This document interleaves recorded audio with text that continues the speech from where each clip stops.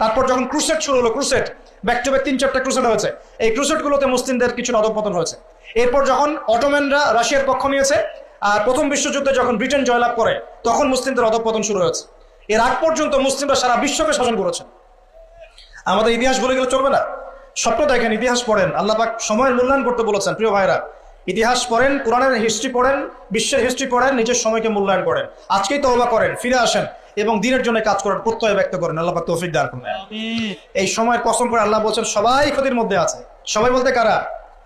সবাই বলতে সেই সব মানুষ বাদ দিয়ে যারা 4টা গুণ অর্জন করবে। কয়টা গুণ ভাই? মাত্র 4টা গুণ। কয়টা গুণ? এই 4টা গুণ একসাথে অর্জন করতে পারবো ইনশাআল্লাহ?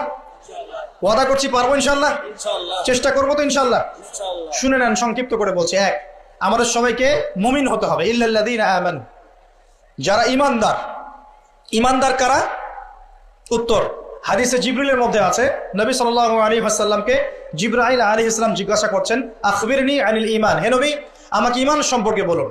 এই জায়গায় একটু ভালো করে বোঝেন, এখানে বর্তমান যে শিক্ষা ব্যবস্থা নিয়ে যে কথাটা উঠেছে, এর একটা গোড়ার সমস্যা চলে আসবে। একটু ভালো করে বোঝেন এই জায়গাটা।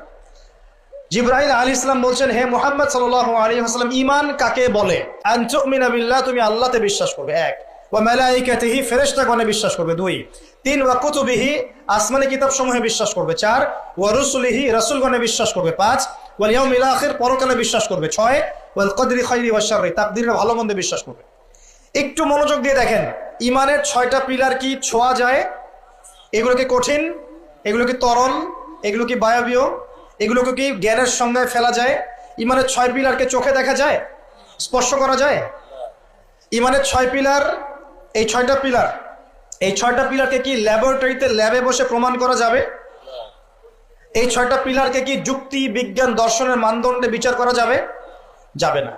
আল্লাহ পাক বলছেন, আলিফ লাম মিম যালিকাল কিতাব লা রাইবা ফি হুদাল লিল মুত্তাকিন।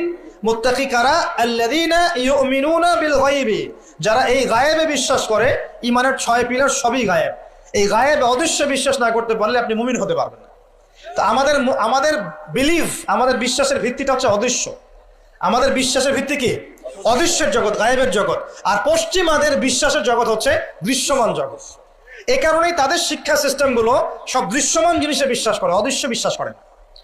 এই কারণেই তারা এই সব মতবাদগুলোকে বইপত্র নিয়ে আসে। এই ডারউইনের মতবাদ বলেন, এই যে আপনার এটা কি অ্যাস্ট্রোনমিক্যাল যেগুলো বলেন, নাসার গবেষণাগুলোকে বলেন, মঙ্গলের এটা খুঁজতেছে, চাঁদে ওটা খুঁজতেছে, মানে ওরা চোখে যা দেখবে এটা বিশ্বাস করবে, চোখে যা দেখি না বিশ্বাস করবো না। আর ওই মতবাদটাকে তারা জোর করে মুসলিমদের উপর চাপাতে যাচ্ছে। এই কারণেই মুসলিমদের বইপত্রের মধ্যে এখন এগুলো ঢুকে যাচ্ছে, এই মতবাদগুলো ঢুকে যাচ্ছে।